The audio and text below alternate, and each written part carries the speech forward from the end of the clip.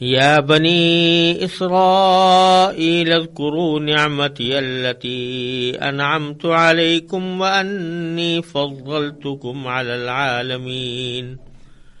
واتقوا يوما لا تجزي نفس عن نفس شيئا ولا يقبل منها شفاعة ولا يؤخذ منها عدل ولا هم ينصرون۔ اے بنی اسرائیل، میری وہ نعمت یاد کرو جو میں نے تم کو عطا کی تھی، اور یہ بات یاد کرو کہ میں نے تم کو سارے جہانوں پر فضیلت دی تھی، اور اس دن سے ڈرو جس دن کوئی شخص بھی کسی کے کچھ کام نہیں آئے گا، نہ کسی سے کوئی سفارش قبول کی جائے گی، نہ کسی سے کسی قسم کا فدیہ لیا جائے گا، اور نہ ان کو کوئی مدد پہنچے گی۔ یہاں سے ایک مرتبہ پھر اللہ تبارک و تعالی بنی اسرائیل کو شفقت کے پیرائے میں یاد دلا رہے ہیں کہ ابھی ان کے پاس وقت ہے کہ اللہ تبارک و تعالی کی نعمتوں کی ناشکری سے توبہ کر کے دین حق کو قبول کر لیں، اور اس بات سے ڈریں کہ ایک دن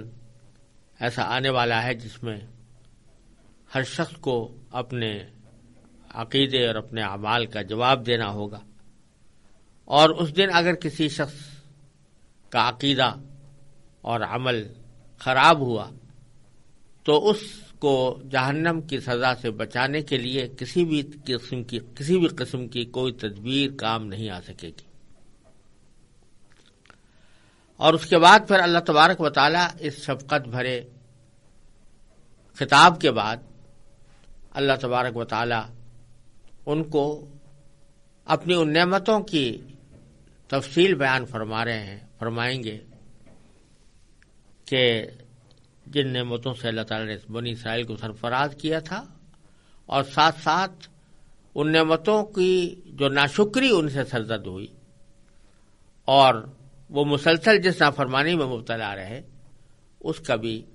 حال اللہ تبارک و تعالی آگے ذکر فرمائیں گے۔ لیکن شروع میں اللہ تبارک و تعالی نے ان کو ایک مشفقانہ نصیحت کے طور پر یہ بات فرمائی ہے کہ اے بنی اسرائیل اذکروا نعمتی التی انعمت علیکم، میری وہ نعمت یاد کرو جو میں نے تم کو عطا کی تھی، وَأَنِّي فَضَّلْتُكُمْ عَلَى الْعَالَمِينَ، اور یہ بات یاد کرو کہ میں نے تم کو دنیا جہان کے لوگوں پر فضیلت دی تھی۔ یہ اس لیے فرمایا کہ یوں تو اللہ تبارک و تعالیٰ کے بھیجے ہوئے پیغمبر بہت سے تشریف لائے ہیں،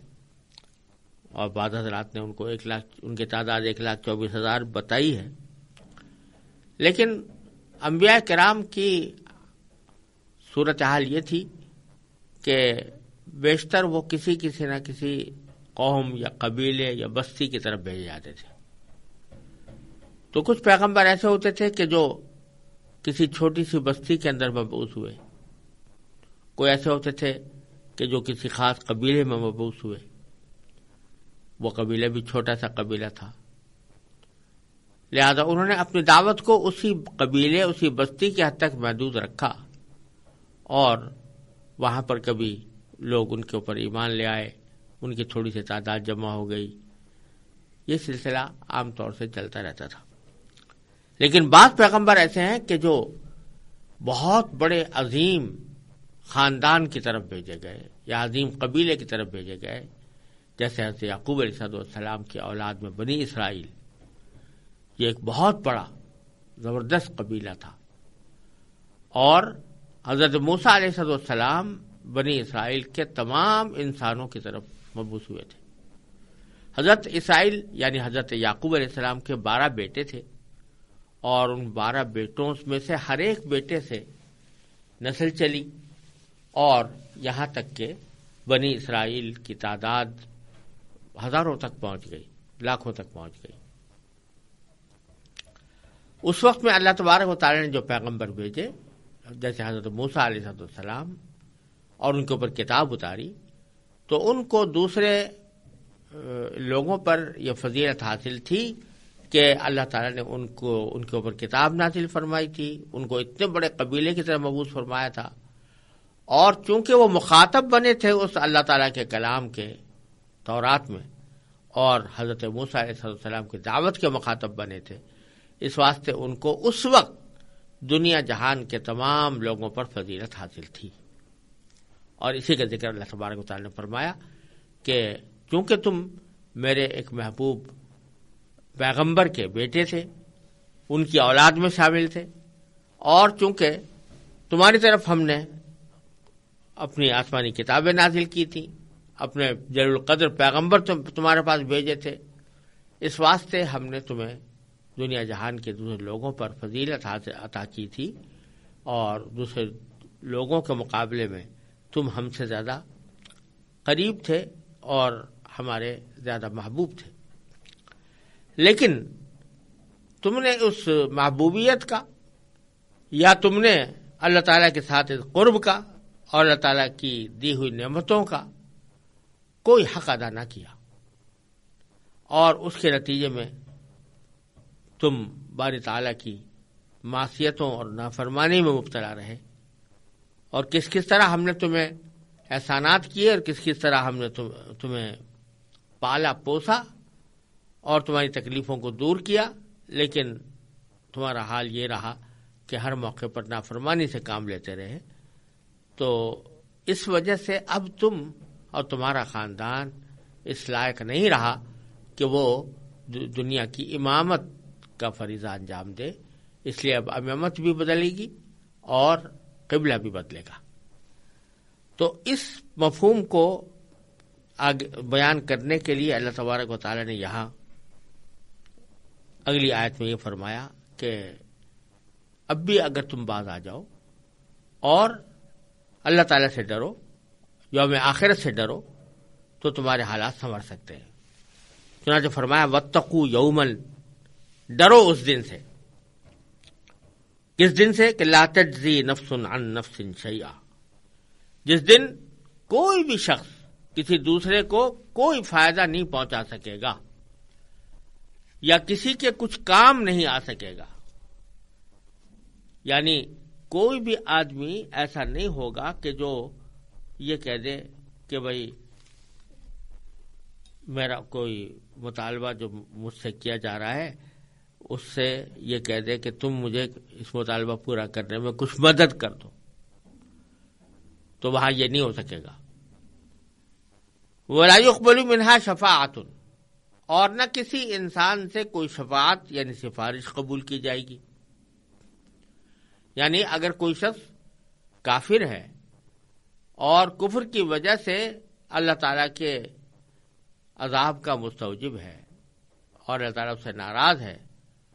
تو کسی بھی شخص کی کوئی سفارش اس کے کام نہیں آ سکتی۔ کفر کے خلاف کوئی سفارش قبول نہیں ہوتی۔ ہاں، اگر کوئی شخص صاحب ایمان ہے، گناہوں میں مبتلا رہا ہے، گناہوں میں تلوث اس کا رہا ہے، تو اس کے حق میں سفارش قبول ہو سکتی ہے اللہ تعالیٰ کی اجازت سے۔ بغیر اللہ کی اجازت کے کوئی بھی سفارش نہیں کر سکتا۔ من ذا الذی یشفع عنده الا باذنہ، اللہ تعالیٰ کی اجازت، اللہ تعالیٰ کے حکم کے بغیر کوئی سفارش نہیں کر سکتا۔ چنانچہ اگر اللہ تعالیٰ کسی کو اجازت دیں تو وہ بے شک سفارش کر سکتا ہے، لیکن صاحب ایمان کے حق میں۔ چنانچہ نبی کریم صلی اللہ علیہ وسلم کی سفارش انشاءاللہ اہل ایمان کو حاصل ہوگی، لیکن اہل ایمان کو ہوگی۔ جو ایمان سے محروم ہے اس کے حق میں کوئی سفارش نہیں۔ لا يقبل منها شفاعة ولا يؤخذ منها عدل، اور کسی بھی انسان سے کوئی فدیہ نہیں لیا جائے گا۔ عدل اصل میں کہتے ہیں کوئی بھی چیز جو دوسری چیز کے برابر ہو اس کو عدل کہا جاتا ہے، اور یہاں پر مراد یہ ہے کہ فدیہ، یعنی پہلے زمانے میں یہ دستور تھا کہ اگر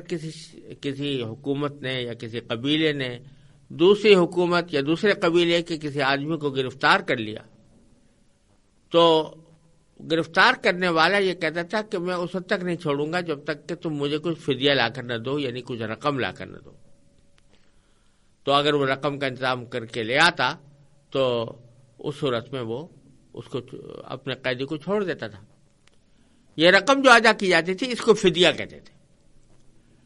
تو اللہ تعالیٰ فرما رہے ہیں کہ وہاں جب تمہیں گرفتار کر لیا جائے گا جہنم کے لیے تو کوئی فدیہ اگر پیش کرنا چاہو گے، تم پیش کرنا چاہو یا تمہارے ساتھی پیش کرنا چاہیں، تمہارے اولاد پیش کرنا چاہیں، تمہارے ماں باپ پیش کرنا چاہیں، تمہارے رشتے دار پیش کرنا چاہیں، دنیا کے سارے افراد مل کر پیش کرنا چاہیں، تو وہ فدیہ قبول نہیں ہوگا۔ اللہ تعالیٰ کا جو فیصلہ تمہیں عذاب دینے کا ہوگا وہ ہر حالت میں قائم رہے گا، اور کسی قسم کی مالی کارروائی یا مالی فدیہ یہ قبول نہیں کیا جائے گا۔ ایک آخری صورت یہ ہوتی ہے کسی شخص کو کسی تکلیف سے بچانے کی کہ کوئی آدمی آ کر اس کی مدد کر دیتا ہے۔ مدد کس طرح کر دیتا ہے کہ مثلا کسی کو تکلیف تو پہنچی تھی لیکن اس کے مداوا کرنے کے لیے، اس پر مرہم رکھنے کے لیے کوئی آ گیا۔ ایک تو یہ طریقہ ہوتا ہے، دوسرا یہ طریقہ بھی ہوتا ہے کہ کوئی شخص دوسرے کی مدد اس طرح کر رہا ہے کہ جس نے اس کے اوپر دعویٰ کیا تھا اس کے خلاف گواہی جا کر دیتا ہے۔ غرض کسی شخص کی طرفداری کی، حمایت کی، مدد کی مختلف شکلیں ہو سکتی ہیں دنیا میں۔ اللہ تعالیٰ آخر میں فرمایا وَلَا هُمْ يُنصَرُونَ، یعنی کسی کی مدد بھی نہیں کی جائے گی۔ یعنی کوئی اگر شخص یہ چاہے گا کہ میں کسی دوسرے ایسے شخص کی مدد کروں جس کو جہنم کا عذاب دیا جائے گا یا دیا جا رہا ہے اور جو عذاب جہنم میں ہمیشہ رہے گا، تو کوئی ایسی سفارش کر دوں کہ جو اس کو جہنم کے دائمی عذاب سے نجات دلا دے، تو اگر 1000 کوشش کر لے لیکن مدد کرنے سے کوئی مدد ہوگی نہیں، تو اس وَلَا هُمْ يُنصَرُونَ، ان کی مدد بھی نہیں کی جائے گی۔ یہ 2 آیتیں تمہید کے طور پر بیان کر کے اور اس کے مطابق نصیحت فرما کر آگے اللہ تبارک و تعالیٰ نے ایک طویل سلسلہ آیات کا اس موضوع پر نازل فرمایا ہے کہ جس میں بنی اسرائیل کے اوپر کیے جانے والے انعامات کی بہت تفصیل ہے، اس کی جزیات بیان ہوئی ہے، اور ان لوگوں نے ان انعامات کو کس طرح ٹھکرایا یا ان انعامات کی کس طرح ناقدری کی اس کی تفصیل آئی ہے۔